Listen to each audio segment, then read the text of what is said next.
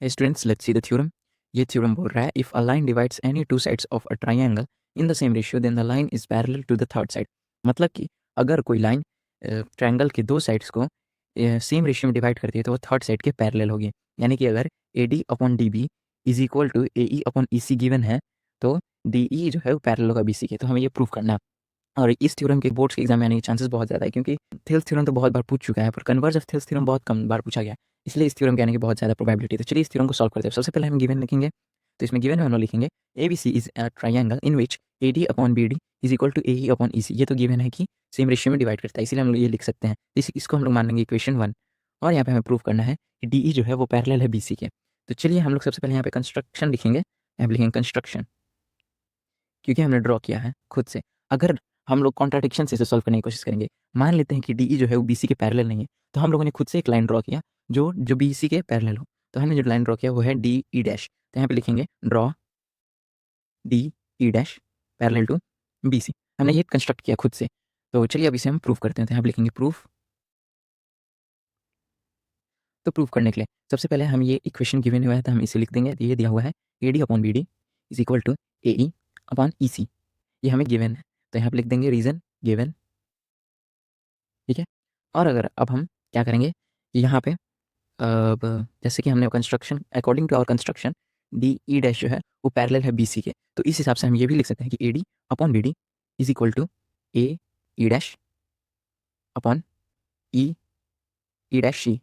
ये हम लोग लिख सकते हैं बाय कंस्ट्रक्शन, क्योंकि हमने ये कंस्ट्रक्ट किया बाय बी पी टी, क्योंकि बी पी टी थ्योरम बोलता है कि अगर कोई लाइन पैरेलल है तो सेम रेशियो में अदर टू साइड्स को सेम रेशियो में डिवाइड करेगी। तो बाय बी पी टी हम लोग ये लिख सकते हैं। अब हम लोग आगे बढ़ेंगे, तो अब हमें क्या करना है, आप लोग देख सकते हैं कि ये है इक्वेशन 1 और ये है इक्वेशन 2। तो दोनों साइड एल एच एस बराबर है यानी कि आर एच एस भी बराबर होगा। तो यहाँ पे हम लोग लिख सकते हैं A E upon E C is equal to A E dash upon E dash C, ठीक है। हम लोग ये लिख सकते हैं। अब हमें क्या करना है, दोनों साइड 1 प्लस कर देना है।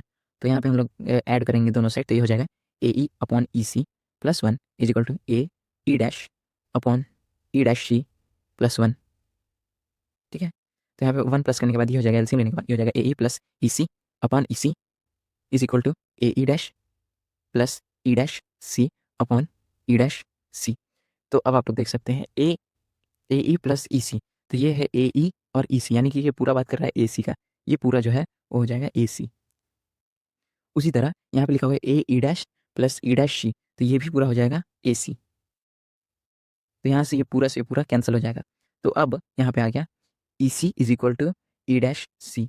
अब आप लोग देख सकते हैं कि ई सी जो है, यानी कि अगर हम इस ट्रायंगल में देखें तो जो ई सी है वो ई डैश सी के बराबर है। पर आप लोग देख सकते हैं कि ये दोनों बराबर हो ही नहीं सकते। अगर ये दोनों बराबर है तो यानी कि ये दोनों सेम पॉइंट पे होंगे, यानी कोइंसाइड होंगे एक दूसरे के। जैसे कि आप लोग देख सकते हैं ई डैश हमने यहाँ माना है और यहाँ पे है ई, तो अगर इन दोनों को बराबर लाना है तो एक ही पॉइंट पे होगा ये दोनों। जो प्रूव करता है ओनली पॉसिबल, यहाँ पे लिखेंगे ओनली पॉसिबल व्हेन